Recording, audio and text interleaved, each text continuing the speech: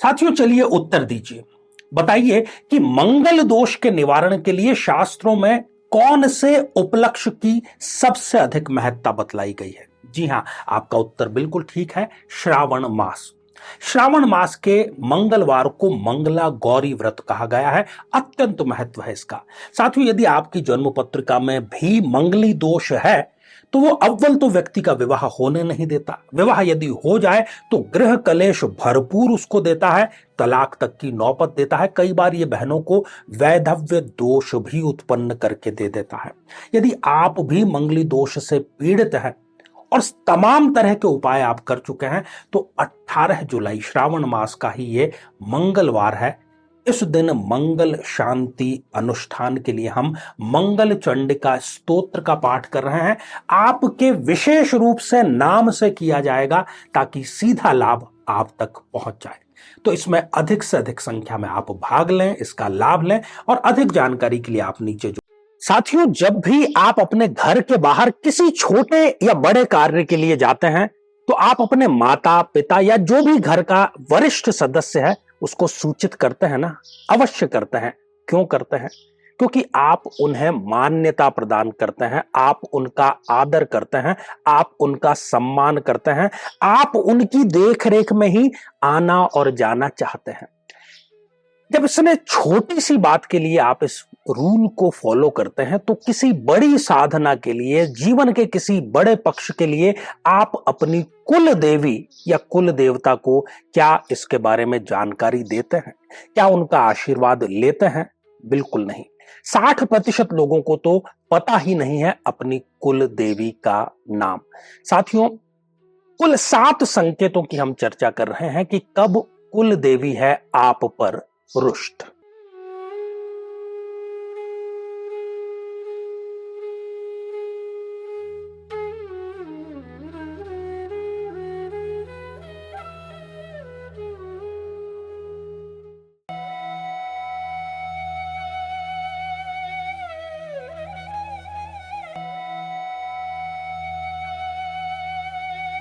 तो मेरे बहुत ही प्रिय और बेहद सम्मानित साथियों, हृदय की असीम गहराइयों से अभिनंदन, बहुत बहुत हार्दिक स्वागत।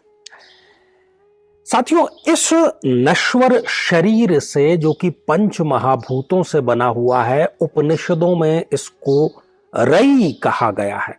जब तक इसमें प्राण है, चेतना है, ये अपना कार्य करता है। कभी सुचारू रूप से करता है, कभी नहीं करता। हमेशा सफल होना चाहता है परंतु हर बार सफल ये नहीं हो पाता।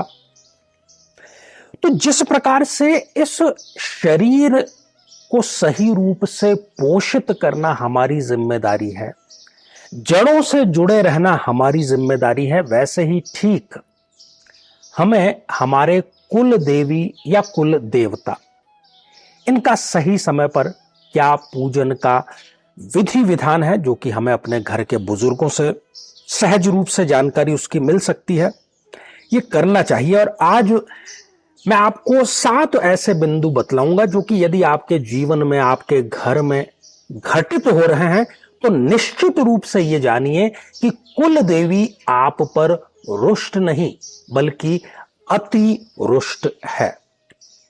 एक एथलीट क्या चाहता है? एक एथलीट चाहता है कि वो मैदान पर सर्वोत्कृष्ट प्रदर्शन करे और अव्वल नंबर पर आए। उसको काम किससे लेना है? शरीर से काम उसको लेना है। एक बच्चा तैयारी कर रहा है किसी कॉम्पिटिटिव एग्जामिनेशन की, वो चाहता है कि परीक्षा में अव्वल आए, उसका सिलेक्शन हो जाए। उसको काम किससे लेना है? इस शरीर से, इस दिमाग से, मन से, मस्तिष्क से, अपनी इंद्रियों से ही तो उसको काम लेना है। एक आम व्यक्ति क्या चाहता है? जीवन में शांति चाहता है, सफलता चाहता है, और उसको भी काम किससे लेना है? इस जड़ शरीर से और इसके अंदर जो चेतन आत्मा, जो मन है, उससे ही उसको काम लेना है। एक कहावत आपने लोक जीवन में जरूर सुनी होगी कि 100 सुनार की और 1 लोहार की। साथियों, बहुत बड़ी बात, परंतु एक दावे के साथ में मैं कहना चाहता हूं कि जितना भी हम दान कर लें, जितना भी हम जप कर लें, जितना भी हम मंत्र कर लें, जितने चाहे रेमेडीज कर लें, जितने चाहे टोट के हम कर लें, जितनी चाहे प्रार्थना कर लें, ये सब सुनार की है। जब तक आप अपनी कुल देवी को प्रसन्न नहीं करते, जहां से आपकी जड़ें जुड़ी हुई है, तब तक वो एक लोहार की वाला जो फल है वो आपको नहीं मिल सकता।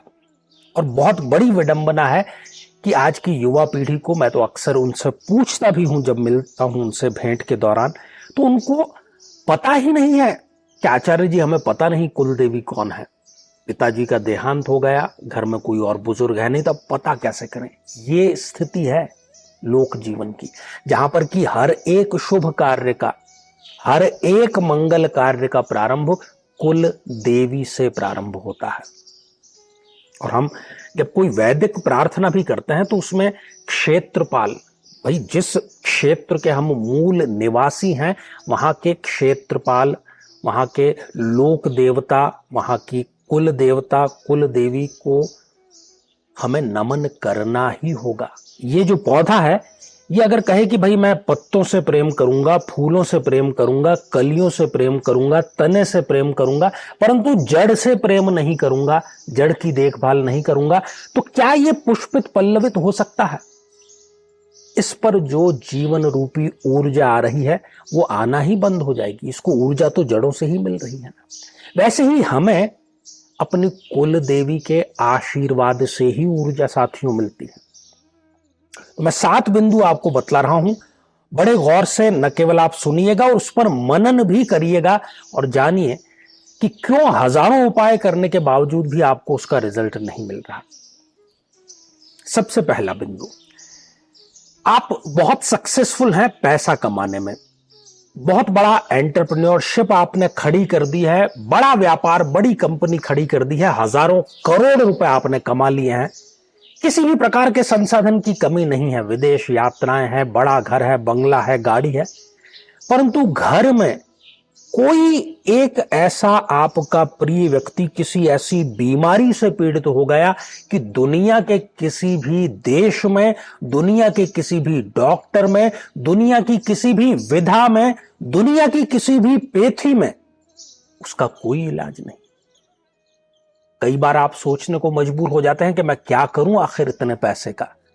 तो कोई एक ऐसी बीमारी, कोई एक ऐसी परेशानी आपके जीवन में जरूर आ जाएगी जिसका दुनिया में कम से कम पैसों से तो इलाज नहीं किया जा सकता। बहुत महत्वपूर्ण है, जरूर इस पर आप विचार करिएगा और निश्चित जानिएगा कि कुल देवी आप पर रुष्ट हो चुकी है।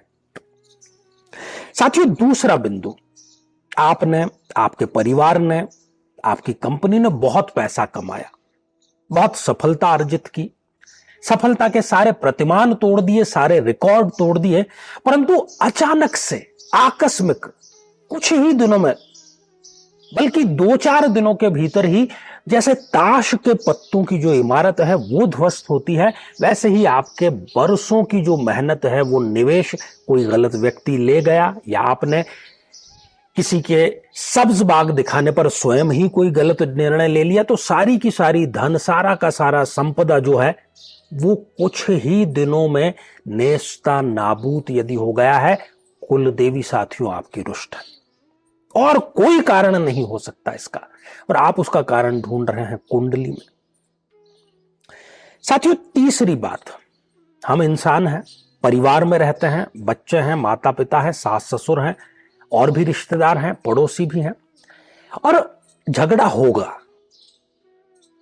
अगर आप सब रोबोट होते तो शायद कभी झगड़ा नहीं होता, परंतु 365 दिन के 365 दिन, मतलब साल के प्रत्येक दिन, चाहे वो नया दिन ही क्यों ना हो, त्योहार का दिन ही क्यों ना हो, आपके घर में गृह कलेश होता ही होता है।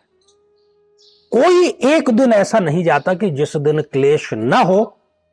आपकी कुल देवी आप पर परम तरीके से रुष्ट है साथियों, और कोई कारण इसका नहीं हो सकता, क्योंकि बैलेंस का नाम है जीवन। जहां गुस्सा है, जहां क्रोध है, जहां बैर है, वहां प्रेम भी होना चाहिए। परंतु प्रेम तो वहां से काफूर हो चुका है, गायब हो चुका है हमेशा हमेशा के लिए। तो ये सबसे बड़ा जो संकेत है। साथियों, चौथी बड़ी बात सफलता के अपने पैमाने में है। आप अच्छी पढ़ाई कीजिए, आप अच्छे से तैयारी कीजिए, एक नहीं, दो नहीं, तीसरी बार में, चौथी बार में आपको सफलता मिलेगी, अच्छी जॉब आपको मिलेगी, पदोन्नति भी आपकी होगी। परंतु यदि आपके बच्चे सब प्रकार से योग्य होते हुए स्कूल में अव्वल रहे, कॉलेज में अव्वल रहे, विश्वविद्यालय में अव्वल रहे, परीक्षा में उन्होंने कोई कमी नहीं रखी, परंतु उनकी जॉब जो है वो मिलने का नाम ही नहीं ले रही साथी, कारण ही समझ से बाहर है। जब कारण समझ से बाहर होता है तब कुल देवी रुष्ट है, मान लीजिए आप। सब प्रकार से आपके बच्चे योग्य हैं, शादी की उम्र हो चुकी है, देखने में बहुत अच्छे हैं, लंबे चौड़े खूबसूरत हैं, कोई भी कारण नहीं मना करने का, परंतु आपके बच्चों का विवाह नहीं हो रहा है।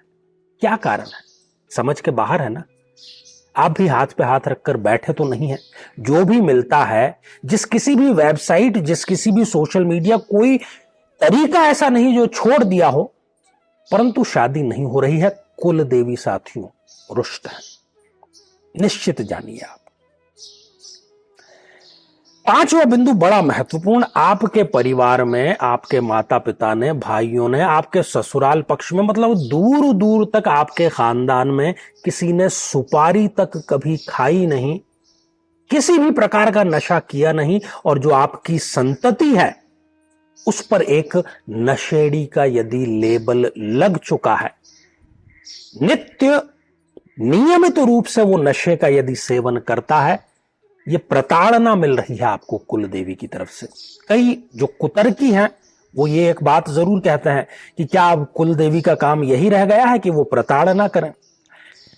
साथियों, ब्रह्मांड में जितनी भी ऊर्जा है उसमें पॉजिटिव नेगेटिव दोनों हैं। भक्त और गुरु का जो संबंध है, इसी प्रकार का एक संबंध, एक अलौकिक संबंध होता है। जिस परिवार से, जिस कुटुंब से हम जुड़े हुए हैं, उसके कुल देव को हमें पूजना ही पूजना है। नहीं नियमित रूप से आप कर सकते तो उनका जो दिवस है, उनका जो मास है, उस समय आपको जरूर उनके स्थान पर जाना चाहिए। साथियों, छठा जो बिंदु है वो ये है कि किसी प्रकार की एक आनुवांशिक बीमारी, हेरिडिटिकल डिजीज आपके परिवार में आ चुकी है। अभी चाहे वो 1, 2 या 3 पीढ़ियों तक ही हुई हो, तो परिवार में है, हेरिडिटी में है, कुल में है, चाहे फिर वो दमा हो, डायबिटीज हो या कुछ भी हो, जो पहले नहीं थी, अब उसका आप जिम्मेदार जरूर कि हमारी जीवन शैली बदल गई है, बाजार में सारी चीजें जो है वो नकली आ रही है, ये कारण है। परंतु इसका मतलब ये तो नहीं कि 100% लोग तो उसी हवा में सांस ले रहे हैं, तो सबको क्यों नहीं हो जाती बीमारी। तो कहीं ना कहीं आप पर कुल देवी साथियों रुष्ट है। सातवां और अंतिम जो पॉइंट है, थोड़ा सा व्यवहारिक पॉइंट है कि यदि कुल देवी या कुल देवता आपसे रुष्ट हैं तो आप प्लान बना लेंगे कि भाई मुझे अब इस महीने में माता जी के दर्शन करने के लिए मुझे जाना है। परंतु जैसे ही आपके जाने का समय नजदीक आता है, कोई ना कोई ऐसा ऑफिस का कार्य, घर का कार्य, बीमारी, कोई टेंशन, कोई भी कारण हो कि आपको वो कैंसिल करना पड़ता है। कई बार तो आप वहां पहुंच गए और वहां से आपको वापस लौट करके आना है, वो भी बिना दर्शन किए। ये कुल देवी की रुष्टता नहीं तो और क्या है कि आपको दर्शन ही दुर्लभ हो गए। साथियों, ये सार आज निचोड़ के रूप में मैंने आपके समक्ष रख दिया है।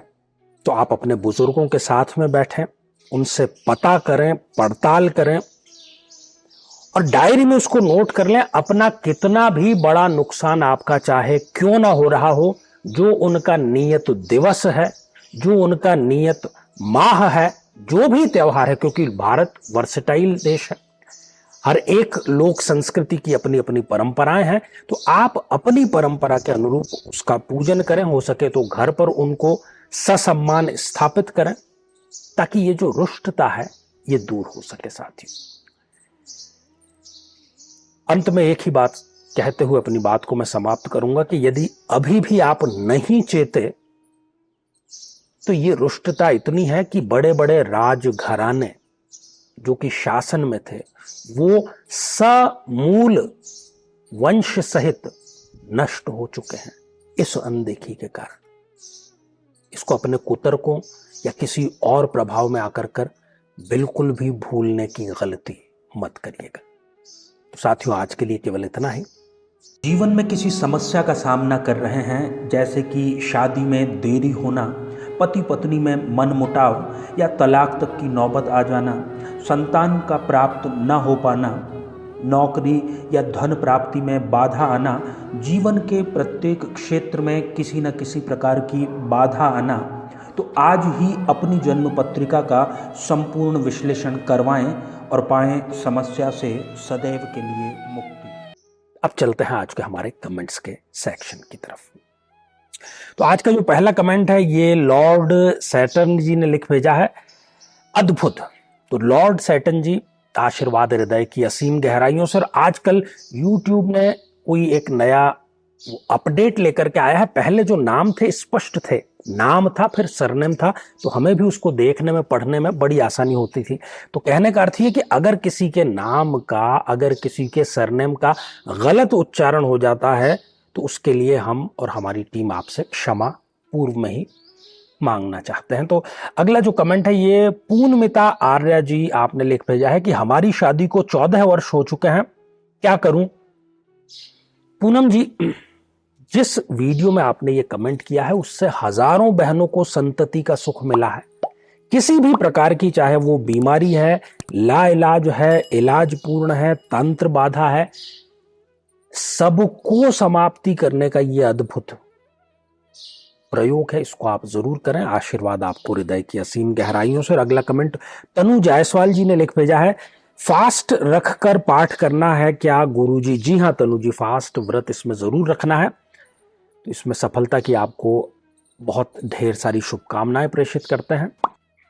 आज के लिए केवल इतना ही साथियों, और इसी मंगल कामना के साथ में कि आप सभी स्वस्थ, समृद्ध और शांतिपूर्वक जीवन व्यतीत करें। नमस्कार।